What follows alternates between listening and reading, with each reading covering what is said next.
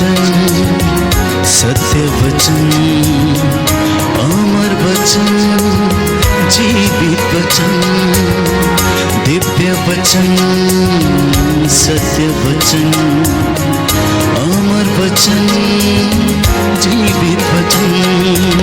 साई दा बामा बनी दा बामा बगरे सा निरे सा निरे सा निरे सा निरे सा। दिव्य वचन, सत्य वचन, अमर वचन, जीवित वचन, दिव्य वचन, दिव्य वचन।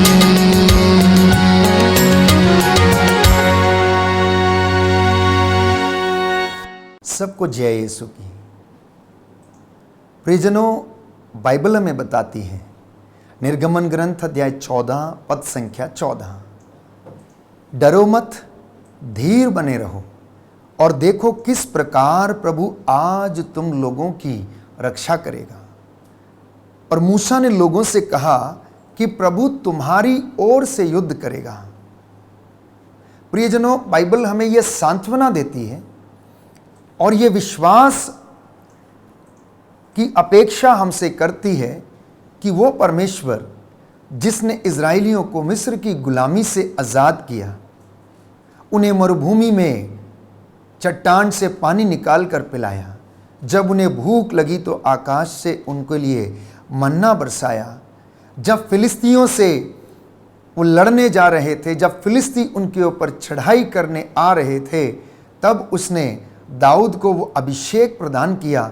और दाऊद जब फिलिस्तियों से लड़ने के लिए गया, फिलिस्तियों की ओर से युद्ध करने के लिए जब गोलियत सामने आया, उसने ललकारा, तो परमेश्वर ने दाऊद के साथ रहकर इज़राइलियों की ओर से युद्ध किया।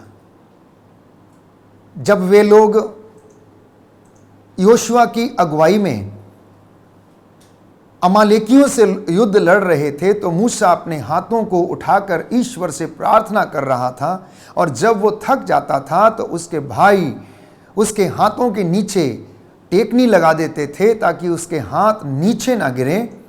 और मूसा के हाथ जब तक ऊपर रहते थे, इज़राइली जीतते रहते थे, क्योंकि परमेश्वर उनका साथ देता था। वो परमेश्वर हमसे वादा करता है कि तुम डरो मत, मैं तुम्हारी ओर से युद्ध करूंगा, मैं तुम्हारी ओर से लड़ूंगा। हम अपने जीवन में अनेक बार ऐसे कष्टों से और परेशानियों से होकर गुजरते हैं। हमारे दिन में, हमारे जीवन में, परिवार में आए दिन कुछ ना कुछ समस्या रहती। आध्यात्मिक जीवन में कष्ट है, हमारे पारिवारिक जीवन में कष्ट है। जब हम धैर्य खो लेते हैं, हो सकता है कि हम उदास हो जाते हैं। अनेक बार हमारे जीवन में ऐसी दुविधाएं उत्पन्न हो जाती हैं कि हम उन दुविधाओं से निकल नहीं पाते हैं। ऐसी परिस्थिति में प्रभु का वचन हमें सांत्वना देता है कि वो हमारी ओर से युद्ध करेगा। वो प्रभु हमारी ओर से युद्ध करेगा और तुम्हें कुछ नहीं करना पड़ेगा। प्रवक्ता ग्रंथ अध्याय 2 पद संख्या 6। प्रभु हमसे अपेक्षा करता है और वचन हमें बताता है कि तुम ईश्वर पर निर्भर रहो और वह तुम्हारी सहायता करेगा। प्रभु के भरोसे सन्मार्ग पर आगे बढ़ते जाओ। तो अगर हम चाहते हैं कि परमेश्वर हमारी ओर से युद्ध करे, अगर हम चाहते हैं कि परमेश्वर हमारे घर को ब्लेस करे, हमारे जीवन को ब्लेस करे, व्यक्तिगत रूप से हमारे जीवन में शांति और चंगाई को प्रदान करे, तो मुझे और आपको ईश्वर के ऊपर निर्भर रहने की आवश्यकता है। प्रियजनों, अनेक बार हम अपने जीवन में अनुभव करते हैं कि हम ईश्वर पर निर्भर ना रहकर हम भौतिक चीज़ों पर निर्भर रहते हैं। कई बार हम अपनी धन और संपत्ति पर निर्भर रहते हैं। कभी कभी हम लोग सोचते हैं कि हमारा पैसा हमें सब कुछ दिला सकता है। प्रियजनों, पैसा हमारे जीवन में, धन हमारे जीवन में बहुत कुछ दिला सकता है, लेकिन ईश्वर की आशीष से शायद हम वंचित रह सकते हैं। तो ईश्वर की आशीष को प्राप्त करने के लिए, ईश्वर की आशीष को पाने के लिए मुझे और आपको ईश्वर पर निर्भर रहने की आवश्यकता है। प्रभु आपको प्यार करता है। ये तो बाइबल इस बात को स्पष्ट करती है और यशायाह नबी के ग्रंथ में हम पढ़ते हैं कि तुम मेरी दृष्टि में मूल्यवान हो और महत्व रखते हो, मैं तुम्हें कभी नहीं छोड़ूंगा। तुम भले ही मुझे भूल सकते हो, तुम भले ही मुझे त्याग सकते हो, परंतु मैं तुम्हें त्यागूंगा नहीं, क्योंकि मैंने तेरी माँ के गर्भ में जब तू गढ़ा जा रहा था तेरी हड्डियों को बढ़ते हुए देखा। मैंने तुझे अपनी हथेली पर गढ़ा, मैंने तेरा नाम अपनी हथेली पर लिखा और तुझे सजाया और संवारा। मैं तुझे ऐसे एकत्र करता हूँ, ऐसे तेरी रक्षा करता हूँ जैसे एक मुर्गी अपने चूजों को अपने डहनों के नीचे एकत्र करती है। तो प्रियजनों, आज प्रभु आपसे ये वादा करता है, डरो मत, धैर्य रखो, धीरज रखो। और देखो, मूसा ने लोगों से कहा कि प्रभु तुम्हारी ओर से युद्ध करेगा। और जब हम ये वचन को सुनते हैं तो अनायास ही हमारे जीवन में ये उत्सुकता और ये प्रेम का हम अनुभव करते हैं कि वो परमेश्वर जो हमें बुलाता है, हमें सजाता है, हमें संवारता है, हमसे ये वादा करता है। हम लोग अनेक बार अपने कामों में, अपने घर में, अपने रोज़मर्रा की ज़िंदगी में परेशानियों को जब सामना करते हैं तो हम विचलित हो जाते हैं, और जब हम विचलित हो जाते हैं तो हम परेशान होने लगते हैं। तो इन परिस्थितियों में जब हमारी परिस्थितियां कठिन होती हैं, विषम हो जाती हैं, तो ऐसे समय में प्रभु पर भरोसा रखने की आवश्यकता है, उस पर निर्भर रहने की आवश्यकता है। ठीक वैसे ही जैसे दाऊद गोलियत से जब लड़ने के लिए गया तो परमेश्वर पर निर्भर होके गया। उसे मालूम था कि ये विशाल और भीमकाय व्यक्ति उसको चाहे तो एक थप्पड़ में उसको उड़ा सकता था, लेकिन वो अपने सामर्थ्य से लड़ने नहीं गया। वो गोलियत से लड़ने के लिए गया परमेश्वर के सामर्थ्य से, और परमेश्वर ने उसे विजय दिलाई। तो ईश्वर ने आपके लिए योजनाएं बनाई हैं। इन योजनाओं के तहत वो आपको ब्लेस करता है, और अगर हम इन योजनाओं को समझते हैं तो मैं आपको विश्वास दिलाता हूं कि परमेश्वर मेरे और आपके भाग्य को पलट सकता है। परमेश्वर मेरे और आपके दुख को आनंद में बदल सकता है। परमेश्वर हमारी लड़ाई को अपनी लड़ाई बनाकर वो लड़ता है और शैतान से हमें विजय दिलाता है, क्योंकि उसके लिए कुछ भी असंभव नहीं है। वचन कहता है कि धर्मी खजूर की तरह फलता है, लेबानोन के देवदार की तरह बढ़ता है। और आज जितने भी लोग अपने विश्वास को खो चुके हैं, प्रभु उन्हें ढारस बंधा रहा है। मेरे पुत्र, मेरी पुत्री, प्रियजनों, वो यही ढारस देता है कि तुम डरो मत, धीर बने रहो अंत तक, क्योंकि जो अंत तक धीर बना रहेगा वही मुक्ति प्राप्त करेगा। तो प्रभु यीशु आज हमारे बीच में उपस्थित हैं। आप में से जितने भी लोग प्रभु का वचन ये सुनते हैं या सुन रहे हैं, इस वक्त वचन के माध्यम से वो हमसे बातें कर रहा है और आपको सांत्वना दे रहा है। तो बाइबल ये कहती है कि जो उनमें अपना चित्त लगाते हैं, जो उसमें अपना मन लगाते हैं, वह उनका आदर करता है और उन्हें आशीष देता है। इसलिए बाइबल हमें बताती है, सामुएल का पहला ग्रंथ अध्याय 2 पद संख्या 30 में हम पढ़ते हैं कि प्रभु ये कहता है, जो मेरा आदर करते हैं मैं उनका आदर करता हूं, और जो मुझे तुच्छ जानते हैं मैं भी उन्हें तुच्छ जानता हूं। यदि आप चाहते हैं कि परमेश्वर आपको इन विषम परिस्थितियों से उबारे, यदि आप चाहते हैं कि वो आपको ब्लेस करे, तो मुझे और आपको ये विश्वास करने की आवश्यकता है, प्रभु पर निर्भर रहकर ये कहने की आवश्यकता है, हे प्रभु मुझे आशीष दे और मेरी ओर से आप ये काम करें। मैं इस काम को करने में असमर्थ हूं, क्योंकि जब हम अपने जीवन में धार्मिकता का आचरण करते हैं, जब हम अपने जीवन को आध्यात्मिकता की चादर से ढक लेते हैं, तो प्रभु का वचन हमें कहता है कि ईश्वर हमें सुरक्षित रखता है। हबक्कुक का ग्रंथ वचन हमें बताता है, अध्याय 2 पद संख्या 4, नबी हबक्कुक का ग्रंथ अध्याय 2 पद संख्या 4, प्रभु का वचन कहता है, जो धर्मी है वो अपनी धार्मिकता के कारण सुरक्षित रहेगा। जो धर्मी है वो अपनी धार्मिकता के कारण सुरक्षित रहेगा। जो नबूवत करता है उसे नबूवत करने के लिए पुरस्कार दिया जाएगा। जो सेवा करता है उसे सेवा का पुरस्कार दिया जाएगा। जो वचन सुनाता है उसे वचन की सेवा करने का पुरस्कार मिलेगा।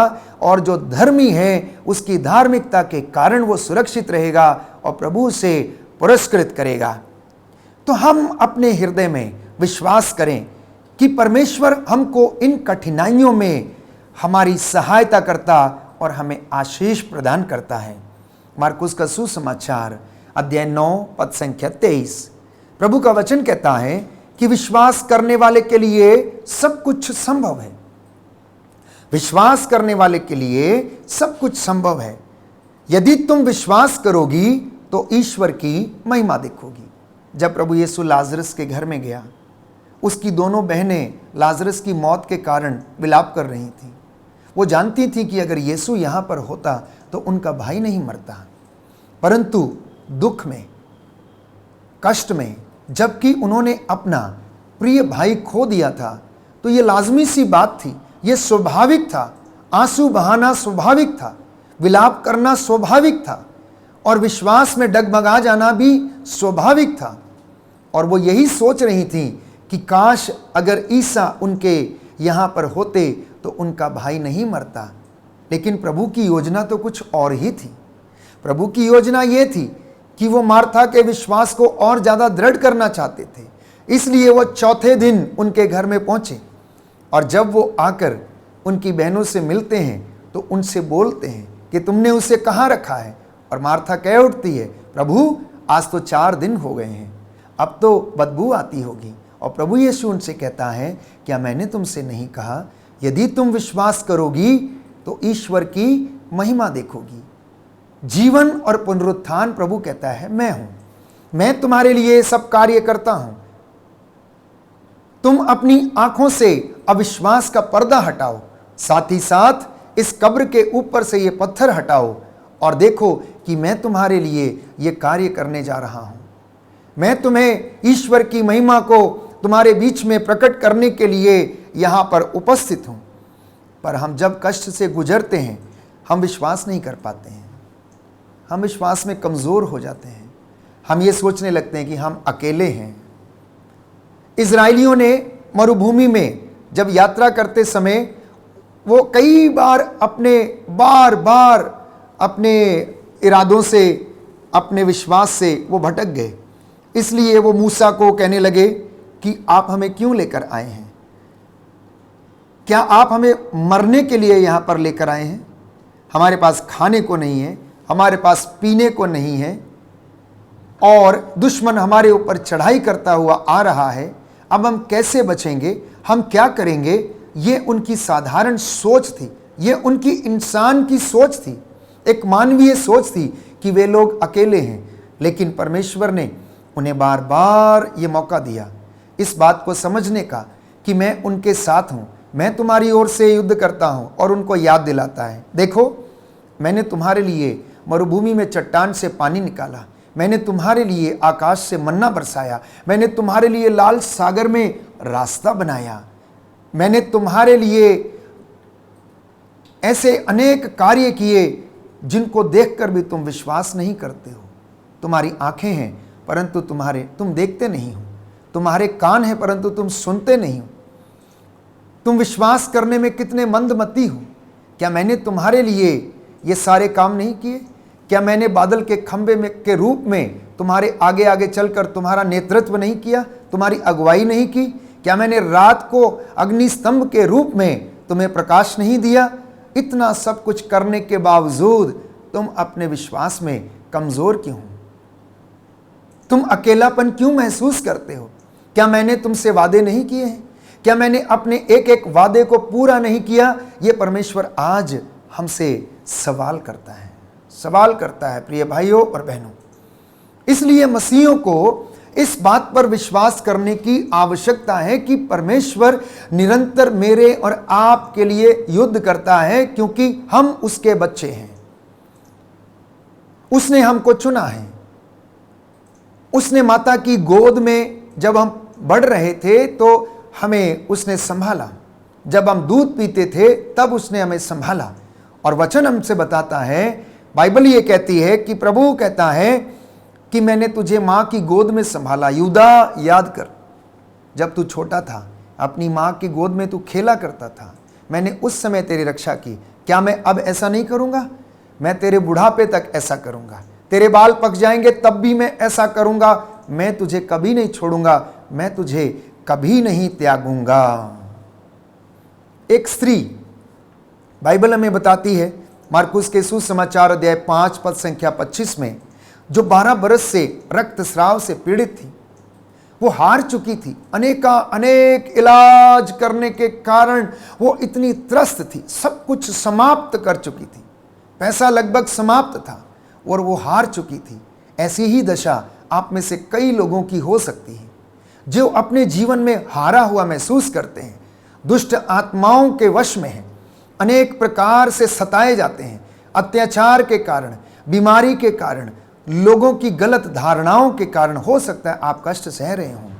लेकिन ये रक्तस्राव से पीड़ित स्त्री मन ही मन कहती रहती है, उसने यीशु के विषय में सुना था, उसने यीशु के विषय में ये जाना लोगों से कि वो एक महान व्यक्ति है, वो एक नबी है, वो जिस पर हाथ रखता है वो चंगे हो जाते हैं। और इसे भी वो विश्वास था कि अगर वो उसके कपड़े का पल्ला छू ले तो वो चंगी हो जाएगी। और वास्तव में यही उसका विश्वास उसे इस बीमारी से आज़ाद कराता है। वो भीड़ के अंदर भीड़ को चीरती हुई जाती है और धीरे से यीशु के कपड़े का पल्ला छू लेती है।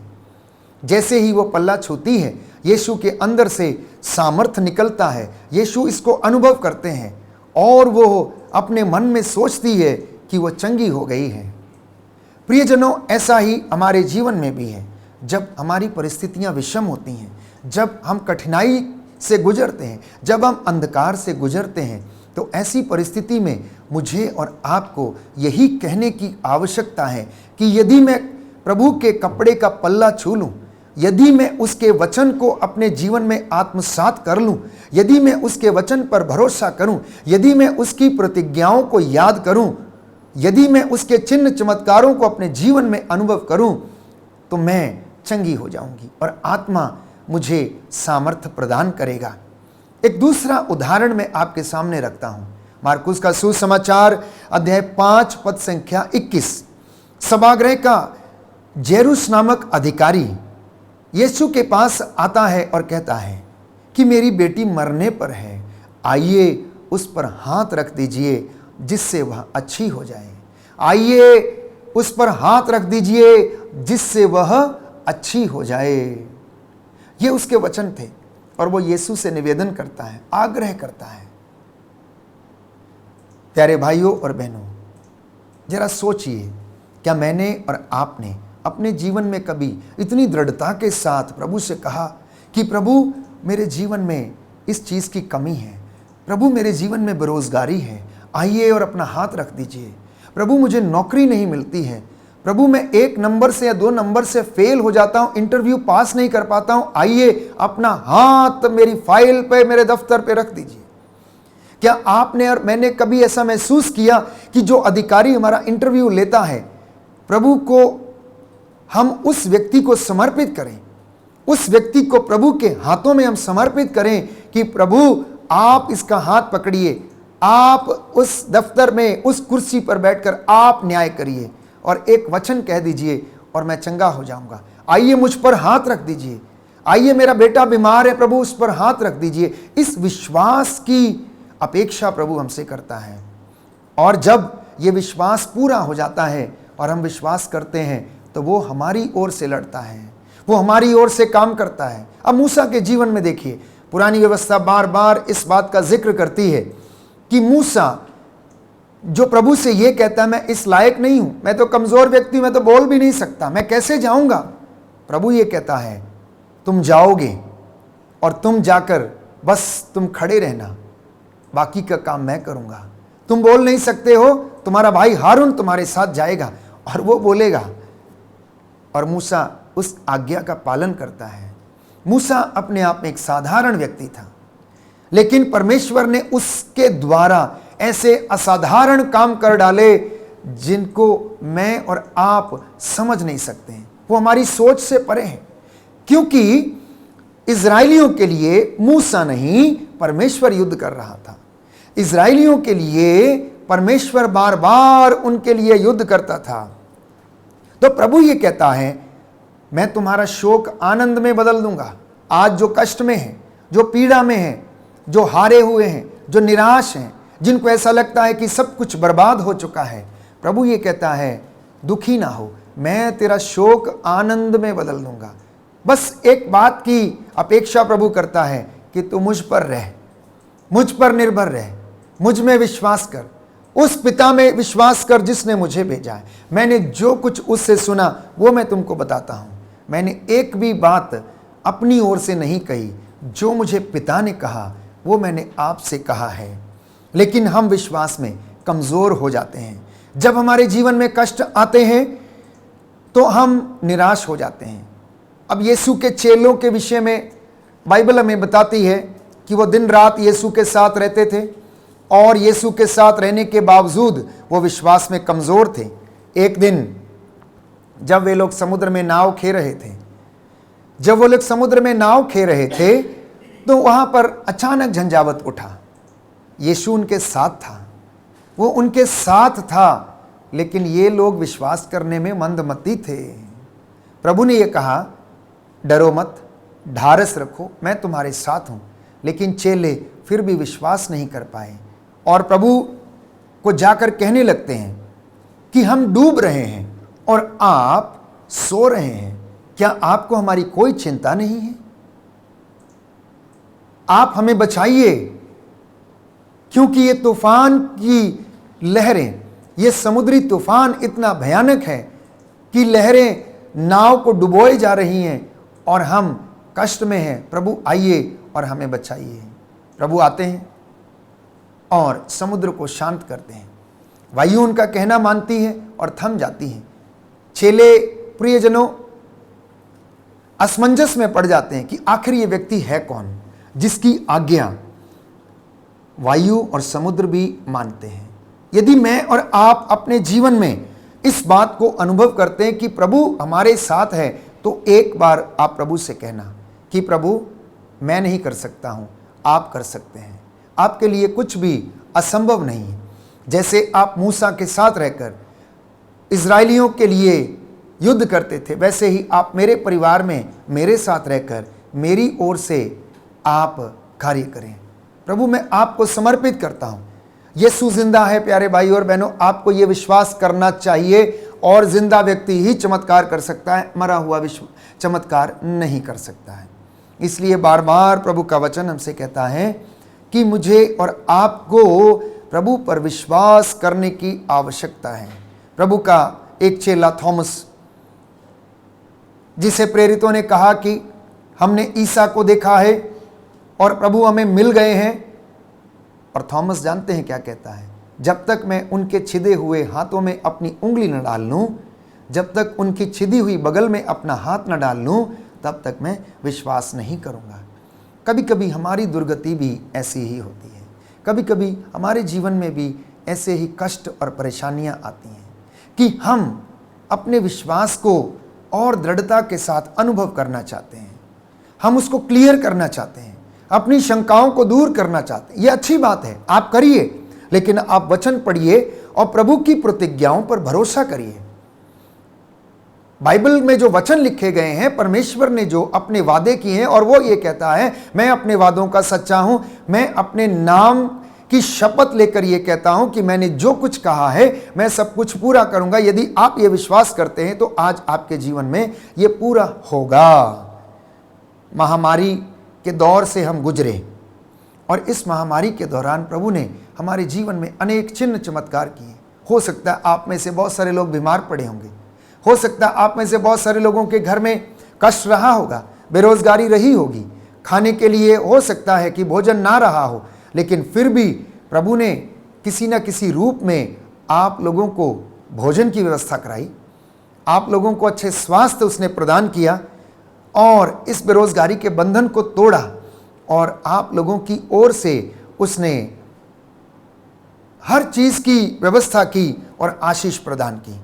तो प्रियजनों, थॉमस जब प्रभु को देख लेता है